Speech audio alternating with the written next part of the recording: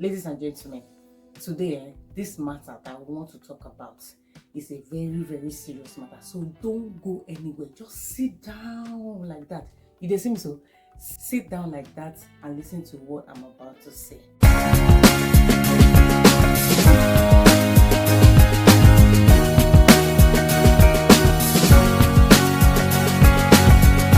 So before I relocated to the UK about 4 years ago, I used to hear stories from nurses abroad, from my aunts, from my uncles, from my friends, saying that, oh, nursing abroad is so sweet. You have just one nurse, one patient, you can nurse your patients, you can give them the holistic care and everything.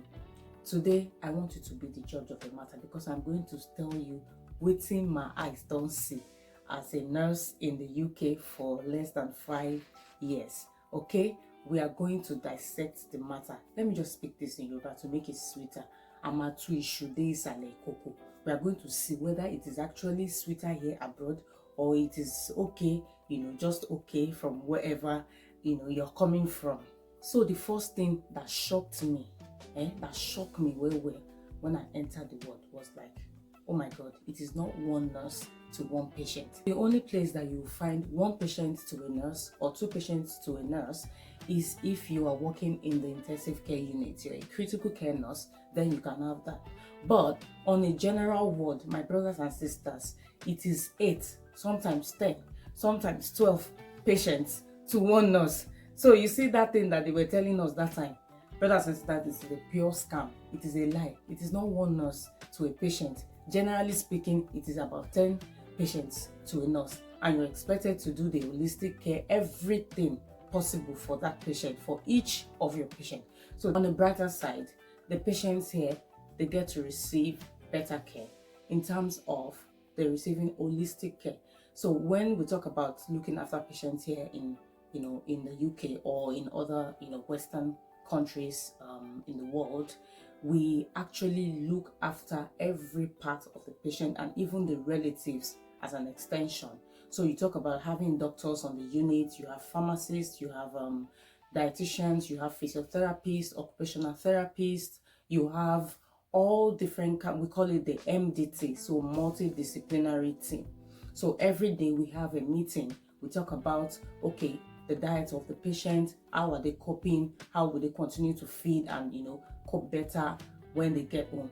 Are they independent? Do they need people to assist them? We talk about package of care. So package of care means people, mostly elderly people, that need extra care, that need carers to come to their home and look after them in the mornings, afternoons, nights. Some even have overnight carers.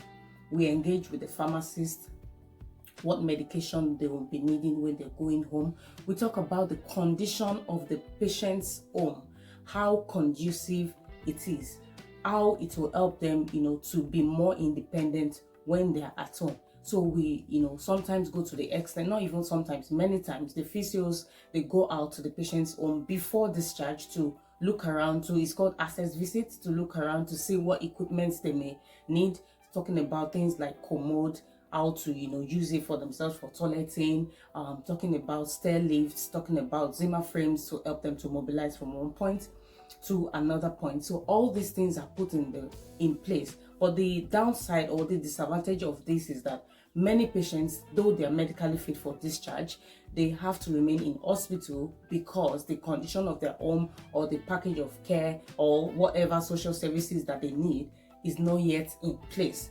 But in terms of patient to nurses or nurses to patient ratio, my brothers and sisters, it is the same everywhere. Okay guys, let's talk about the hours of work per week.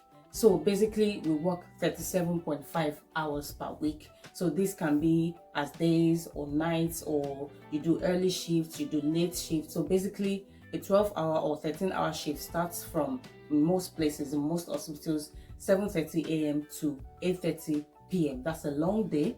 We have early shifts, which is 7:30 a.m. to 3:30 p.m. And we have late shifts, which is 12:30 p.m. to 8:30 p.m. But the good thing about this is that there are some extras that come in. So I just want to quickly talk about how to boost your monthly income, because guys, we all know how things are out there.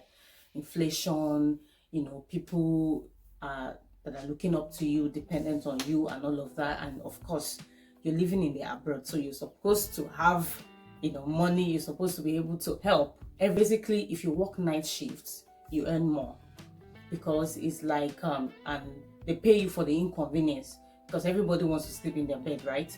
But you coming out to do night shifts, you earn more.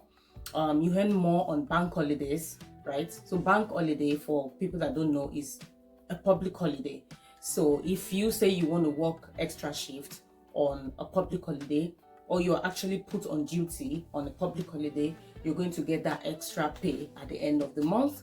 And working night shifts, working bank holidays, working weekends can add a little boost, a little, I said, because it's going to be taxed at the end of the month. So, but it can add a little boost to your pay at the end of the month. So that's another difference I find, a good difference actually, because back home, whether you're working nights or you're working days or you're working weekends or on, bank holidays or public holidays, there's no extra pay for that.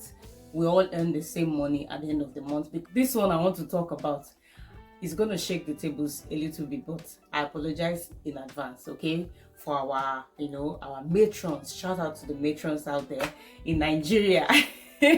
I'm focusing on Nigeria because that's where my experience is, and that is what I can talk about. So when you're on a shift and your matron, or your ward manager, mostly matron, asks you to do a procedure and you don't really know how to do that thing, but you cannot open your mouth to say you don't know how. That's what the matron is going to say next. She's going to ask you, my dear, how many years, for how long have you been a nurse? And you don't know how to do this procedure? Hey, everybody, she will call your juniors on the ward, and they're going to just finish you right there and then. But you know what I found since I've been working here in the UK? There's nothing like that.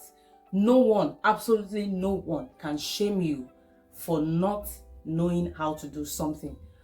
As a matter of fact, it is better for you to open your mouth and tell them nicely that, oh, I don't feel confident in doing this procedure. I can watch you do this and then I can learn from you.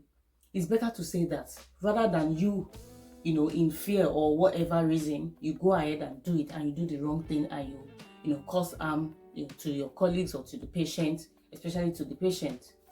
My dear, you're going to be in serious trouble. They'll find someone else to do it. They'll book you on the training, and next time you'll be able to do it. So, what I find that helps, boost your confidence as a nurse, as healthcare worker, is that you're actually trained for everything that you do. And before I forget, let me tell you this one before I forget. Did you know that one of the things that really shocked me, back home, as soon as you're out of school, you get a job, you start working, maybe 1 week or a few days, you shadow somebody. In fact, my own very first experience, I didn't even shadow anybody. They just throw me, bam, on the ward. And, somebody on the next ward comes in every now and then to check on me and see what I'm doing. And that's it. But yeah, we call something supernumerary. So supernumerary is a period of most places like 4 to 6 weeks, whereby you don't get a patient of your own. No, you don't. You shadow somebody. You work closely with another senior member of staff on the unit and watch step by step how they do the things that they do. So you familiarize yourself with the daily activities of the unit. It doesn't matter whether you've been working for 50 years, for 20 years, from wherever you came from. You have to do your supernumerary so that you get accustomed to how we do our procedures, the policies and everything that goes on the unit. So you have that confidence. So that's another thing I found, really great about working here in the UK as a nurse, right? Back home, there's nothing like that. They throw you straight into the lion's den and you develop, sometimes you have to just, pardon me that I have to, speak my language for those that may not understand, but you have to give them Zobo eyes. You know what they call Zobo eyes? You give them Zobo eyes, you carry your chest that yes, I can do it, and you do it. But here, just respect yourself. No matter how, in fact, you can be a consultant here. If you don't know how to do something, you don't know how to do something. Just open your mouth, tell them you don't know how to do it. This one is quite interesting, right? So one thing that was really funny to me, not funny, but strange, or whatever however you want to interpret it, is that no matter how many years of service, how long you've been watching for the NHS or wherever you're working, if you don't step up and say, right, I think it's time for me to promote to the next level. So here we use band, band 5, band 6, band 7, band 8, band 9. If you're a band 5 now, that's the starting level. So of course, after you've gotten your license, you've passed your OSCE and all of that, you start as a band 5 nurse. So as a band 5, you can be here 10 years, 15 years. If you don't say, if you don't apply, so we apply for the next promotion to become a band 6, you apply. So, back home I think it's every 3 years. Correct me if I'm wrong in the comment section. But here, if you like, spend 20 years. If you don't apply for the next level, like a band 5 to a band 6, if you don't apply, go for interview, get shortlisted and pass the interview, you're not going to the next level.